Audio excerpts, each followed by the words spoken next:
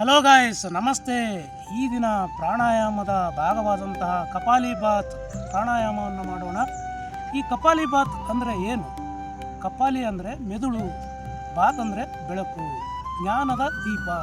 ಈ ಮೆದುಳಿನಲ್ಲಿ ಜ್ಞಾನದ ದೀಪವನ್ನು ಹಚ್ಚುವುದೇ ಈ ಕಪಾಲಿಭಾತ್ ಪ್ರಾಣಾಯಾಮ. ಕಪಾಲಿಭಾತು ಹೊಟ್ಟೆಯನ್ನು ಮತ್ತು ಶುದ್ಧೀಕರಣ ಮಾಡುತ್ತದೆ. ಸಣ್ಣ ಕರಳು, ದೊಡ್ಡ ಕರಳು, ಜಠರ ಇವೆಲ್ಲ ಶುದ್ಧ ಮಾಡುತ್ತದೆ. ಅದೇ ರೀತಿಯಾಗಿ ಲಿವರು, ಫ್ಯಾಟಿ ಲಿವರು, ಆಮೇಲೆ ಕಿಡ್ನಿಯಲ್ಲಿರ್ತಕ್ಕಂಥ ಹರಳುಗಳು, ಆಮೇಲೆ ಕ್ಯಾನ್ಸರ್ ಅಂತ ಕಾಯಿಲೆಗಳನ್ನು ಸಹ ಗುಣಪಡಿಸುವಂತಹ ಎಲ್ಲ ಸರ್ವ ರೋಗಗಳಿಗೂ ಸಂಜೀವಿನಿಯಾಗಿ ಇದು ಕೆಲಸ ಮಾಡುತ್ತೆ. ಫಸ್ಟ್ ಕಪಾಲಿಭಾತ್ನಲ್ಲಿ 2 ಭಾಗಗಳಾಗಿ ಮತ್ತೆ ವಿಂಗಡಣೆ ಆಗ್ತದೆ.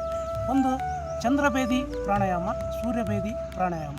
ಚಂದ್ರಭೇದಿ ಪ್ರಾಣಾಯಾಮದಲ್ಲಿ ಉಸಿರನ್ನು ತಗೊಳ್ಳುತ್ತಾ ಕಪಾಲಿಭಾತ್ ಮಾಡುತ್ತಾ ಎಡಗಡೆಯಿಂದ ಉಸಿರು ಬಿಡುವುದು. ಅದೇ ರೀತಿ ಸೂರ್ಯನಾಡಿ ಪ್ರಾಣಾಯಾಮ ಅಥವಾ ಸೂರ್ಯಭೇದಿ ಪ್ರಾಣಾಯಾಮದಲ್ಲಿ ಬಲಗಡೆಯಿಂದ ಉಸಿರನ್ನು ಬಿಡುತ್ತಾ ಕಪಾಲಿಭಾತ್ ಮಾಡೋದು. ಇದು ಶೀತಮಯವರು, ಉಷ್ಣಮಯವರಿಗೆ ಮಾಡೋದು. ಇದು ನಮಗೆ ಸದ್ಯ ಬೇಡ. ನಾವು ಕಪಾಲಿಭಾತವನ್ನು ನೇರವಾಗಿ ಮಾಡೋಣ. ಕಪಾಲಿಭಾತ್ ಮಾಡುವ ವಿಧಾನ: ಕಣ್ಣನ್ನು ಮುಚ್ಚಿ ಉಸಿರನ್ನು ಹೊರಗಡೆ ಬಿಡುತ್ತಾ ಹೊಟ್ಟೆಯನ್ನು ಬೆನ್ನಿಗೆ ತಾಕಿಸ್ತಾ ಮಾಡಬೇಕು. ಉಸಿರನ್ನು ಬಿಡ್ತಾ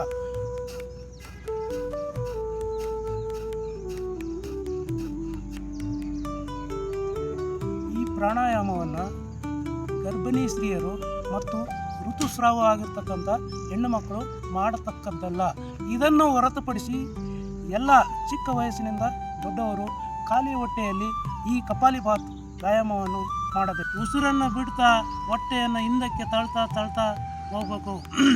ಇದು 1 ಸೆಕೆಂಡಿಗೆ 1 ನಿಮಿಷಕ್ಕೆ 60 ಬಾರಿ ಮಾಡಬೇಕು.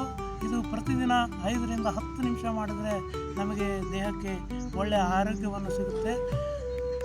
ಕಣ್ಣನ್ನು ನಿಧಾನವಾಗಿ ಮುಚ್ಚಿ ಉಸಿರನ್ನು ಬಿಡ್ತಾ ಮಾಡುವಂಥ ವ್ಯಾಯಾಮ